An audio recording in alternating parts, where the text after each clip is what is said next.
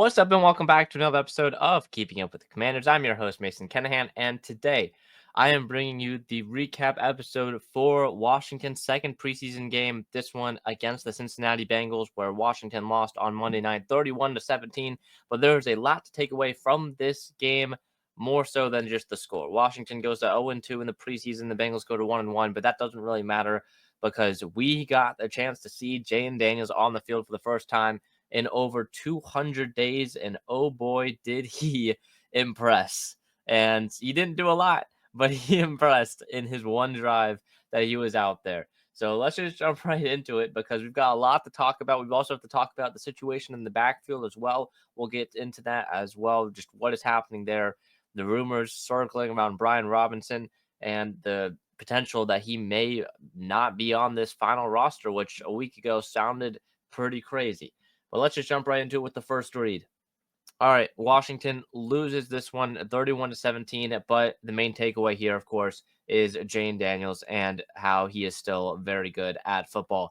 Daniels did not even throw a pass on Monday night, but he led a touchdown drive. It was 4 plays, 70, what was it? 4 plays, 4 yards. 4 plays, 74 yards, less than 2 minutes. He was out there.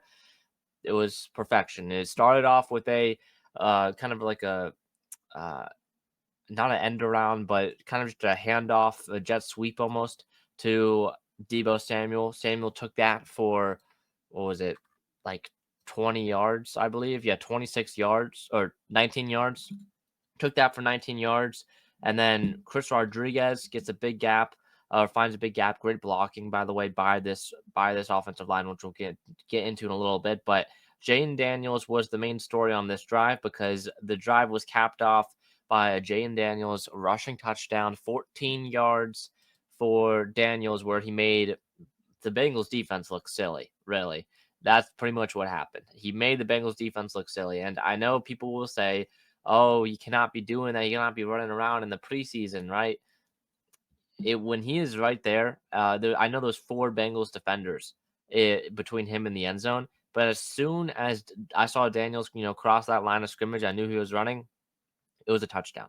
I knew it was a touchdown, and yeah, he took a little bit of a hit there from one of the Bengals defenders. But at the end of the day, that was the only drive he was going to get, and he delivered with it. So I'm not really mad about it. I know last year there was a lot of concern about Jayden Daniels, sliding, getting down, which he wasn't doing in the first half of the season, or really it wasn't the first half, it was more of the first quarter of the season because he kind of caught on pretty quickly. But this year, I feel like it's different. He understands that. The coaches understand what he's capable of, and having his ability to, pull off a play like that at home at Northwest Stadium for the first time this season was awesome. So Jayden Daniels still very good at football. I was at the game as well Monday night, so my personal thoughts on the atmosphere was it was a great atmosphere. There's a lot of fans there for a preseason game, and also it was clear that in past years with the games that I've gone to, there's a lot of opposing teams fans. In this one, really it was all burgundy and gold for the most part. It was probably 80-20, which is that's probably normal. I would say about 80-20 in favor of the home side. And that's probably what it was on Monday night. So again, major improvements. Again, when this team wins, fans will show up. But they started winning, and fans have definitely shown up. The entire lower bowl was pretty much full for the first few drives of the game. But then, of course, it's preseason, right? So some people go home early. But overall, it was a great night. I thought the introduction was great for the team. And I mean, the crowd got loud for Jayden Daniels. They got loud. And so, especially that first drive. That first drive was insane for Washington and for the atmosphere at Northwest Stadium. So that is the first read. But let's jump into dive into more detail here for this game. Stock up, stock down, stock up. First of all, I feel like the fan base, like I mentioned, it was a packed environment, but also for the fan base's, well-being, seeing this offense have a lot of success in, well, the starting offense, really, which was only 4 or 5 starters out there on the offensive side of the ball because, like I mentioned, no Terry, no Noah Brown, no Brian Robinson, which we'll get into in a second, no Brandon Coleman, no Laramie Tunsil, no Sam Cosmi, no Zach Ertz. So that is what, seven starters, 6, 7 starters out for this game. So, or for this drive, but Washington was still able to finish the drive in the end zone.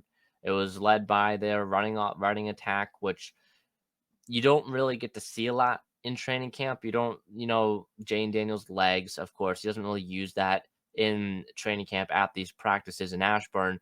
You don't really know how well the run game is doing because they don't bring running backs to the ground when you're watching the practices, of course, those open practices in Ashburn. You learn more about the passing game and the passing attack, which I still think is a major issue for Washington in terms of, without Noah Brown and without Terry McLaurin. But again, once both those guys come back, it could definitely be better. But this first drive was all runs, so there's not really, we couldn't really judge the passing attack with what Washington had out there. But for Washington, they ended up in the end zone, and the rushing attack worked very well. Washington had over 100 rushing yards, I believe, only in the first quarter. They finished with 185. So great stuff from this rushing attack. Rodriguez finished 6 carries for 62 yards, including that 40-yard rush, which I'm so excited to look at the all-22 for that because that right side of the line, plus Bates as well, who I think was the tight end on that play, blocking on that design, great design, from Cliff and Anthony Lynn as well. And Rodriguez had a very big hole to run through, which you love to see. Jacory Croskey-Merritt. All right, we've got to talk about him. Bill Croskey-Merritt, or Bill, JCM, whatever you want to call him. I mean, he's for real. He is for real. The Bill hype right now is through the roof.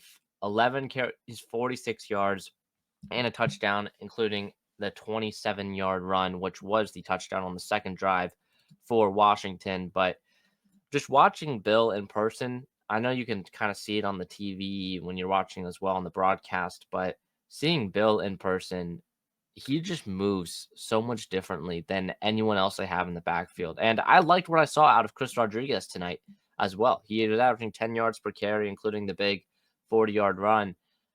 I liked what I saw out of Chris Rodriguez, but Bill just moves so efficiently in a way, and also he's just so what's the word I'm looking for here? Agile as well. Everything he does is quick. He's got quick feet. He has his jump cut ability is super impressive, and he is, I believe, one of the smaller. I'd have to check again, but I mean, Chris Rodriguez, I would think, is bigger than him. I want to say, but he still the speed and the efficiency that he runs with is just so good. It's just so fun to watch, and we'll get into the status of Brian Robinson in the next segment here.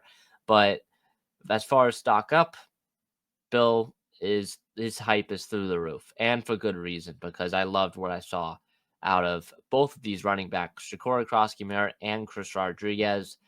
I'll get also into my final 53-man roster thoughts at the end of this episode, but I think both of those guys have a real good chance of making this final roster.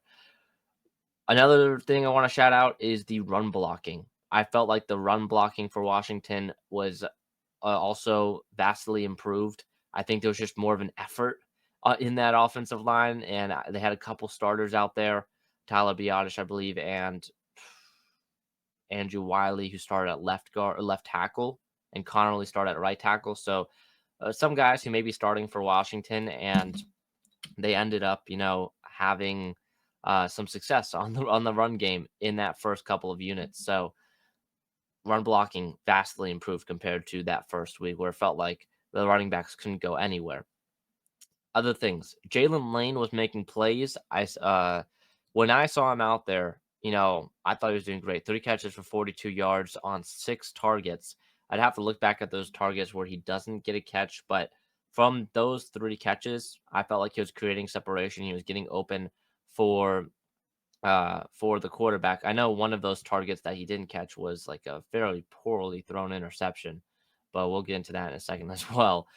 Jalen Lane, though, was making plays, and I really think he's going to have a huge impact on this offense. He'll probably be the wide receiver 2 or wide receiver 3. Uh, Not wide receiver 2, wide receiver 3 or wide receiver 4 on this team.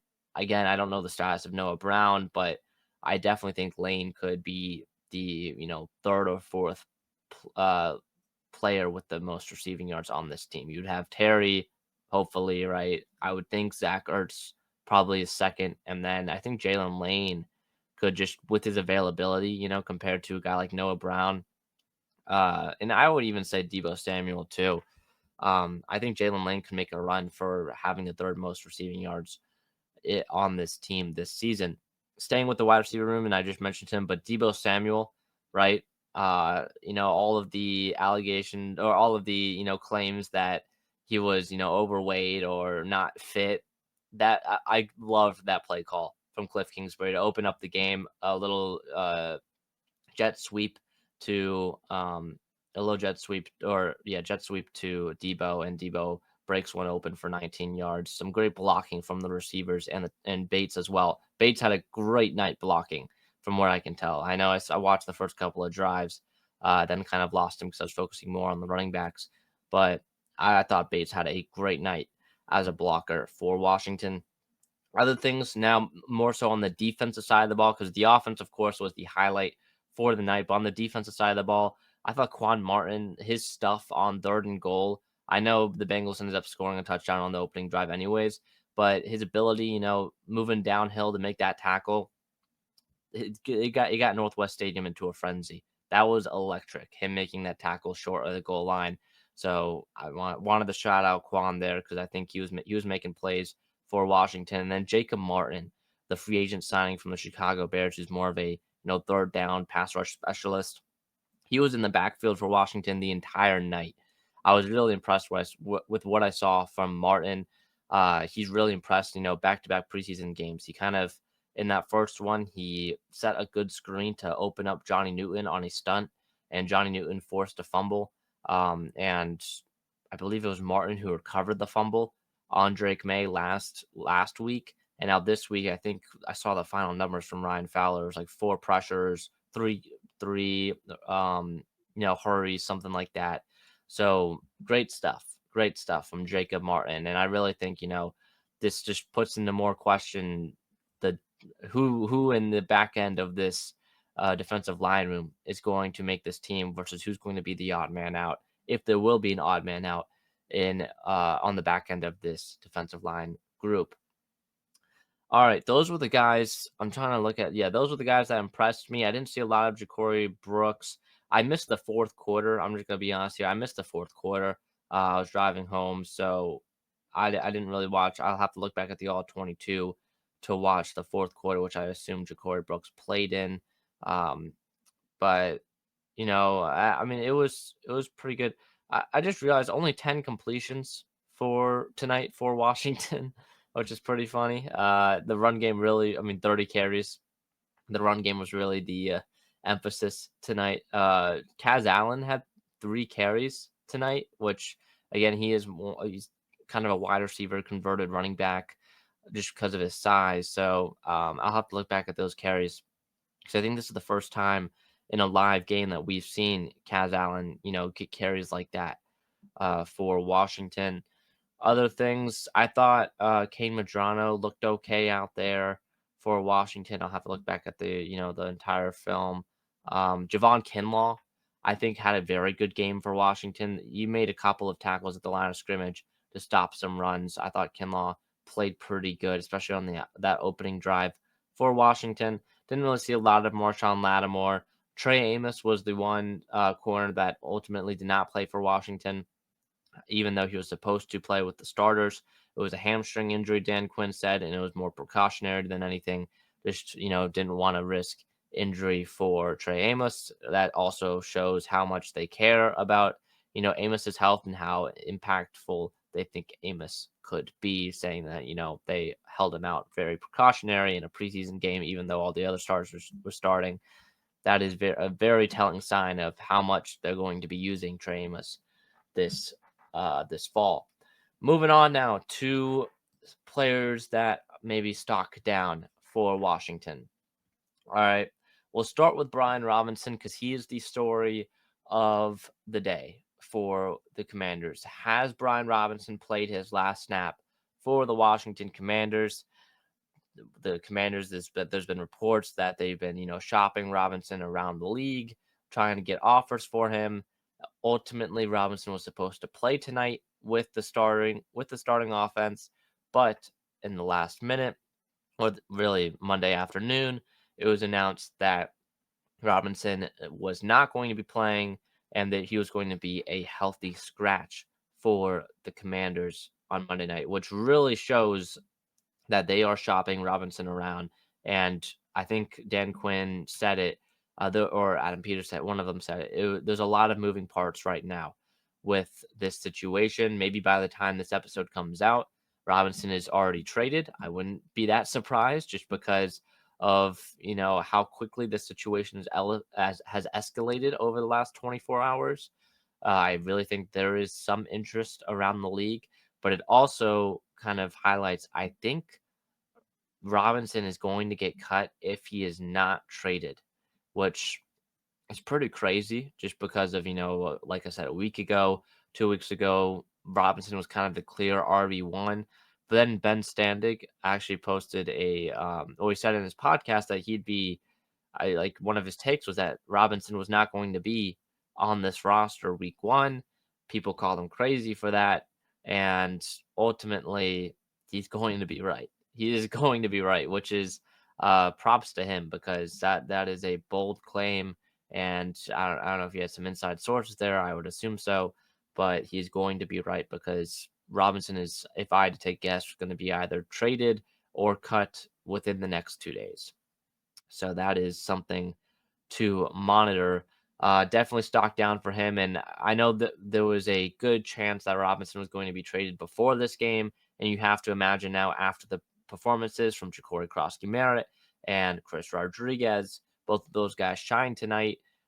You could really look at this running back room now and kind of start to see it take shape without Brian Robinson or number 8 in the fold.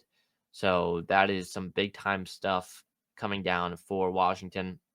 Last offseason, around this time, Adam Peters traded away Jahan Dotson, the 2022 first round pick for the Commanders. He traded him away to the Eagles. Now, this time around, another 2022 draft pick. This time, the third round pick, Brian Robinson, is most likely to be traded as well. So, once more, Robinson is not someone that Adam Peters drafted. He inherited Robinson from the previous regime, so he does not really have that connection to him. Robinson was not a great scheme fit last year for what Cliff Kingsbury wanted to do, and just because of his power and more of his downhill ability, it doesn't really fit in what Kingsbury's looking to spread out the offense and stuff like that. So definitely a Bill Croskey-Merritt or Chris Rodriguez fits this offense, and you can tell more the coaching staff likes them more than a guy like Brian Robinson currently. So I would have to imagine Robinson has played his last snap for the Burgundy and Gold. So maybe time to hang up those number 8 jerseys or wear those number 8 jerseys one more time before he gets traded. Other notes, QB3. I tweeted this, but the winner for the QB3 position for the Commanders might just be the friends we made along the way because it has not been pretty for Washington's backup quarterbacks. After following, a performance that kind of elevated himself into being the QB3 or kind of the front runner for the QB3 position for Washington, Josh Johnson goes 6 of 9 for 56 yards and an interception in the red zone. That interception was pretty ugly. I don't know if there's just some miscommunication there with Jalen Lane or not, but that interception was pretty ugly. Sam Hartman goes 4 of 10 for 29 yards and an interception that was also pretty ugly.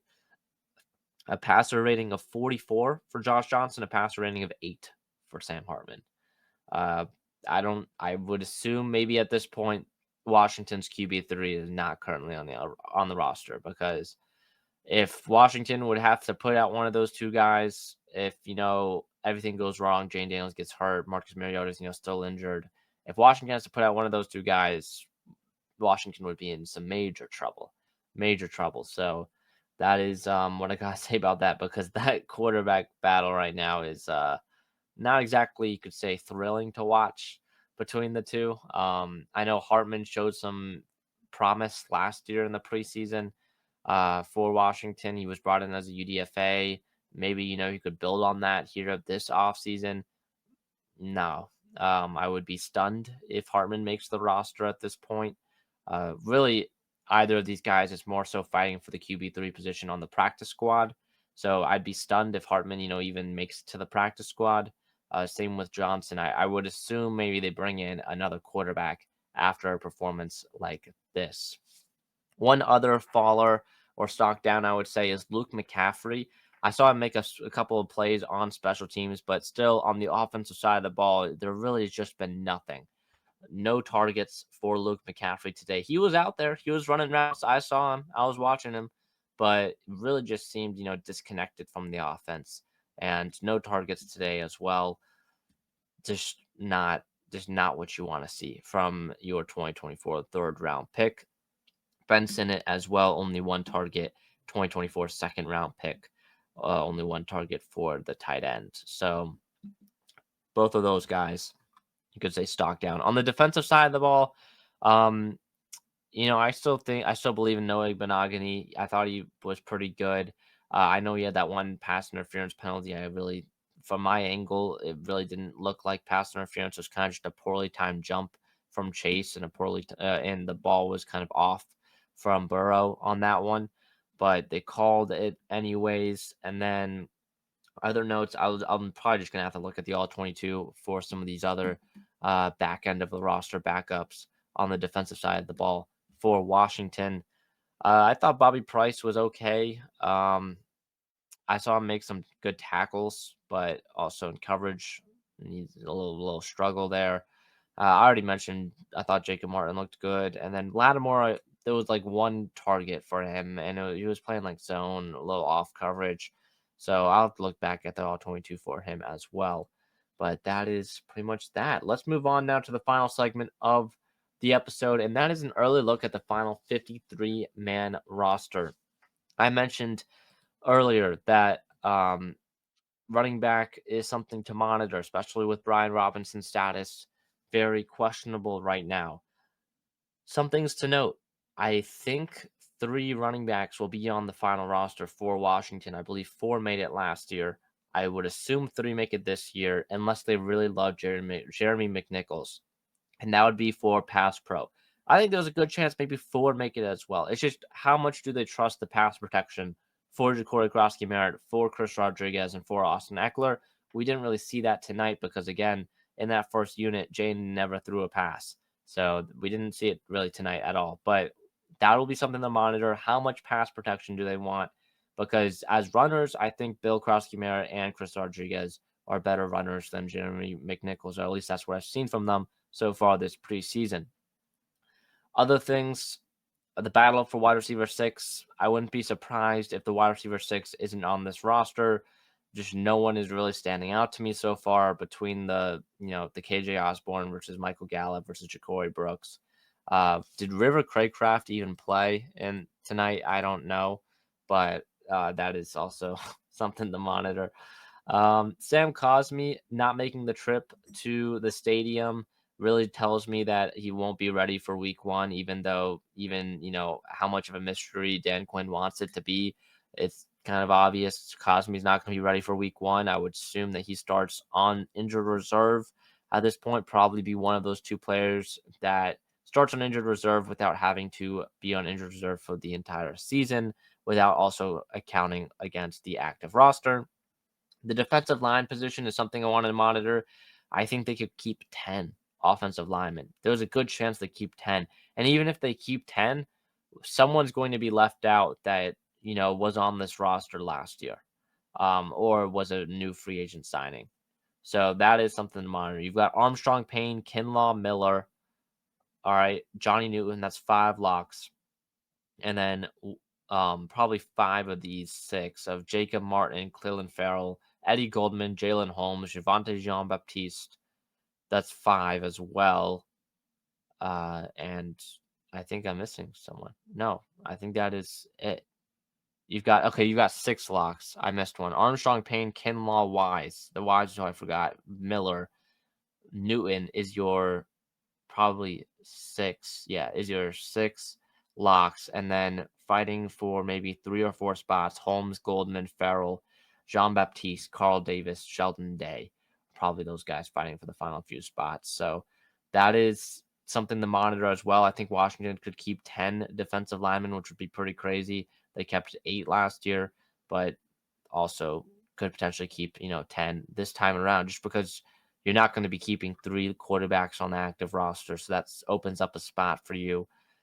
Another position to monitor is linebacker. How many true linebackers do they want on this roster? Because Luvu, Wagner, and Ballore and Majano, I think, are 4 locks. Do you keep McGee? Do you keep Duke Riley? Those guys, are kind of big questions. McGee did not play in this game as well.